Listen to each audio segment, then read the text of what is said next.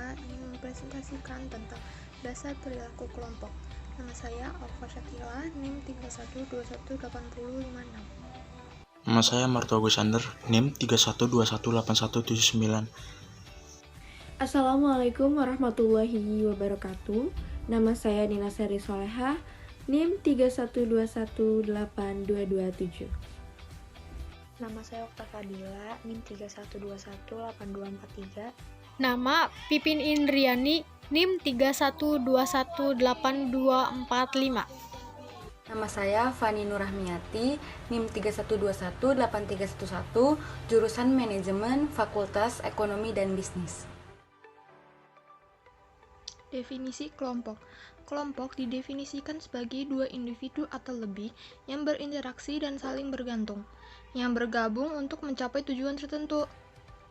Selanjutnya ada tipe-tipe kelompok. Kelompok dibagi menjadi dua, yaitu kelompok formal dan kelompok informal.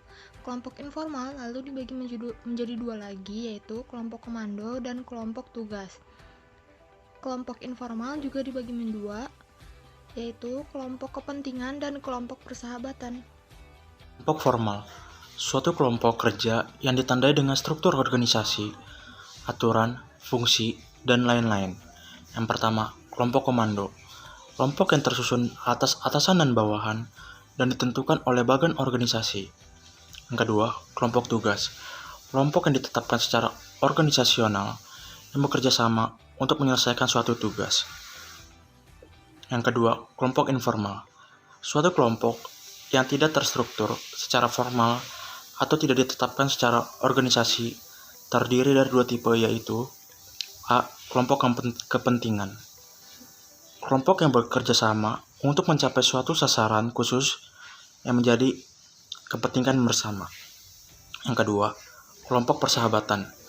Kelompok yang bersama-sama karena mempunyai kesamaan karakter.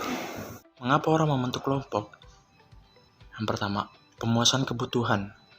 Yang termasuk pemuasan kebutuhan itu seperti keamanan, sosial, penghargaan, dan realisasi diri.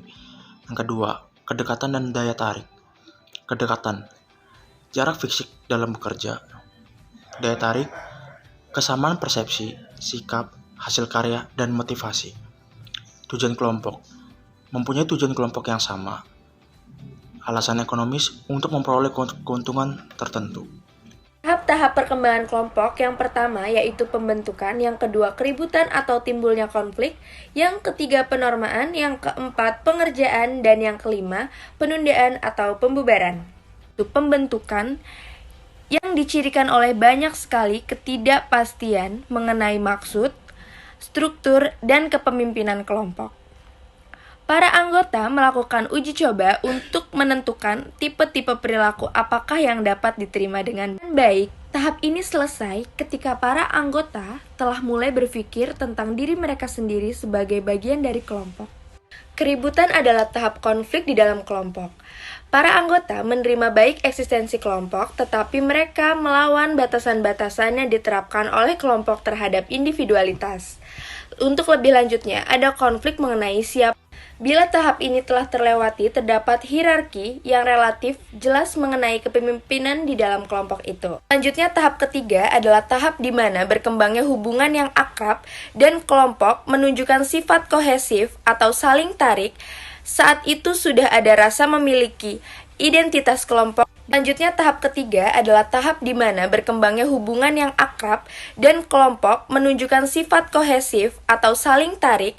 Saat itu sudah ada rasa memiliki identitas kelompok dan persahabatan yang kuat. Tahap penormaan ini selesai bila struktur kelompok telah kokoh dan kelompok itu telah menyesuaikan serangkaian harapan bersama atas apa yang disebut sebagai perilaku anggota yang benar. Tahap keempat adalah pelaksanaan. Pada titik ini, struktur telah sepenuhnya berfungsi dan diterima baik. Energi kelompok telah bergeser dari mencoba mengerti dan memahami satu sama lain menjadi pelaksanaan tugas yang ada di depan mata. Bagi kelompok kerja yang permanen, pelaksanaan adalah tahap terakhir dalam perkembangannya. Tahap bagi komite, tim, satuan tugas temporer maupun tahap peristirahatan. Dalam tahap ini, kelompok mempersiapkan pembubaran performa tugas yang baik, tidak lagi merupakan prioritas puncak kelompok itu. Sebagai gantinya, perhatian diarahkan ke pengelompokan aktivitas. Tahap perkembangan kelompok. A. Model 5 tahap. Yang pertama pembentukan, yang kedua keributan, dan yang ketiga penormaan. B. Model kesetimbangan tersela. Yang pertama penentuan arah kelompok fase kelembaman atau inersia, yang kedua peralihan atau transisi, yang ketiga pelaksanaan, yang keempat penundaan, yang kelima transisi diikuti perubahan, yang keenam perubahan utama, yang ketujuh transisi diikuti inersia, dan yang terakhir penyelesaian. Model perilaku kelompok terdiri dari kondisi eksternal, sumber anggota kelompok, struktur kelompok, proses kelompok, tugas kelompok, kinerja, dan kepuasan. Karakteristik kelompok. Di dalam karakteristik kelompok terdapat struktur hierarki status, peran, norma, kepemimpinan, dan kepanduan. Yang pertama, struktur.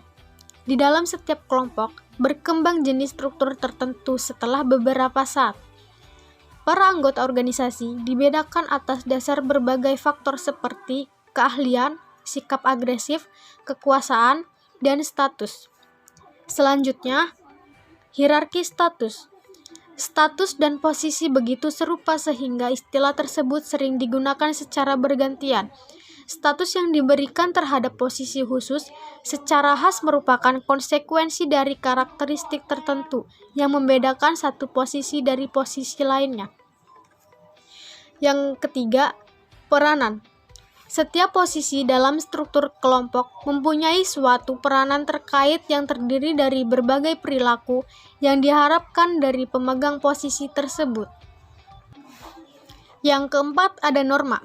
Norma adalah standar yang dimiliki bersama oleh anggota suatu kelompok. Norma mempunyai ciri-ciri tertentu yang penting bagi anggota kelompok. Pertama, norma hanya dibentuk berkenan dengan hal-hal yang penting bagi kelompok. Yang kedua, norma diterima dengan berbagai tingkah oleh anggota kelompok.